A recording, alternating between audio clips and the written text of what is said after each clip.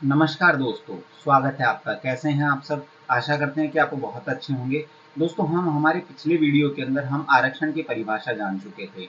इस वीडियो के अंदर हम आरक्षण का हिस्टोरिकल बैकग्राउंड जानेंगे और उसमें समझेंगे कि हमारे इतिहास के अंदर क्या कहीं आरक्षण की रूपरेखा दिखाई देती है, और दिखाई देती है तो वो किस रूप में दिखाई देती है, और हमें जो वर्तमान आरक्षण की रूपरेखा है उस पर इसका क्या प्रभाव पड़ा। ये मैं आपको ले चलता हूँ हमारी स्लाइड्स पर और स्टार्ट करते हैं हमारा।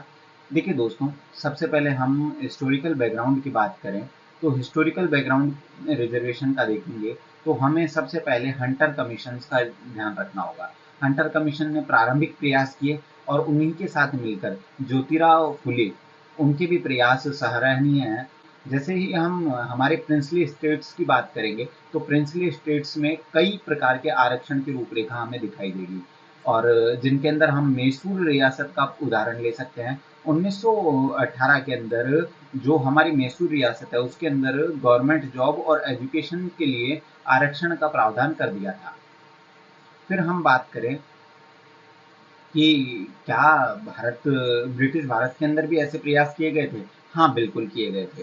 तो दोस्तों, हम बात करें 1919 के भारत सरकार अधिनियम की, तो इसने मुस्लिम, सिख और एंग्लो इंडियन सहित जो अल्पसंख्यक समुदाय थे उनके लिए लेजिस्लेटिव काउंसिल के अंदर कुछ सीटें आरक्षित कर दी थी। तो इसके बाद हम चलते हैं हमारे।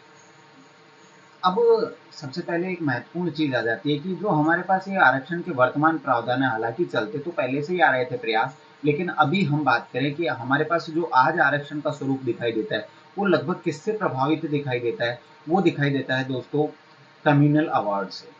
आज जो हम आरक्षण का स्वरूप देख रहे हैं वह 1933 के मैकडोनाल्ड, जो ब्रिटिश प्रधानमंत्री थे, उनके कम्युनल अवार्ड से प्रभावित होता है, क्योंकि उन्होंने ही भारत को आरक्षण के आधार पर बांटने की साजिश रची थी, जिससे कि भारत और भारतीय आपस में एक अलग अलग धड़े में बढ़ जाए और उनके हित सधते रहे, जिससे वो गंगा के संसाधनों का प्रयोग ब्रिटेन को समृद्ध बनाने में कर सके।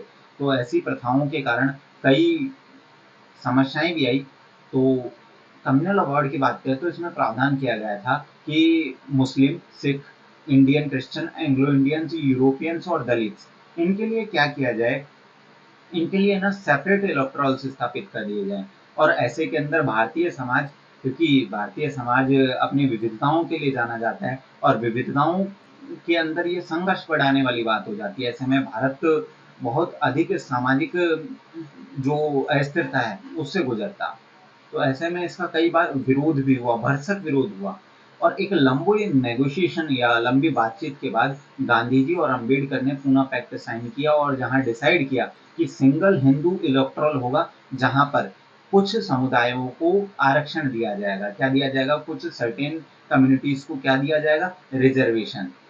तो ये पूना पैक्ट के संदर्भ में कुछ बातें थी। अब महात्मा गांधी की और बी आर अम्बेडकर ने समझौता किया, जिसके तहत प्रांतीय विधानसभा, जो हमारी प्रांतीय विधानसभाएं थी, उसके अंदर कुछ अनुसूचित जाति के लिए कुछ सीटें आरक्षित कर दी गई, और इनके लिए पृथक निर्वाचक मंडल नहीं बनाया गया, बल्कि एक समग्र रूप से एक निर्वाचक मंडल बनाया, जिसके अंदर सभी समुदाय वोट दे सकते थे, लेकिन उस पर खड़ा होने का अधिकार एक विशेष आरक्षित समुदाय का ही था। इससे भारतीय एकता और अखंडता भी बनी रही। फिर हम बात करें कि हमने ये आरक्षण का, क्योंकि इस पर ज्यादा समय नहीं दे सकते हम, क्योंकि इतना महत्वपूर्ण नहीं है, लेकिन हाँ फिर भी इसका हम कुछ निष्कर्ष निकाल सकते हैं। निष्कर्ष की बात करते हैं, स्वतंत्रता पूर्व आरक्षण की नीतियों ने भारत के स्वतंत्रता पश्चात सकारात्मक कार्यवाही की नींव को और मजबूत कर दिया, और इसी के आधार पर भारत में सकारात्मक कार्यवाही की नींव प्रारंभ हुई, जिन्होंने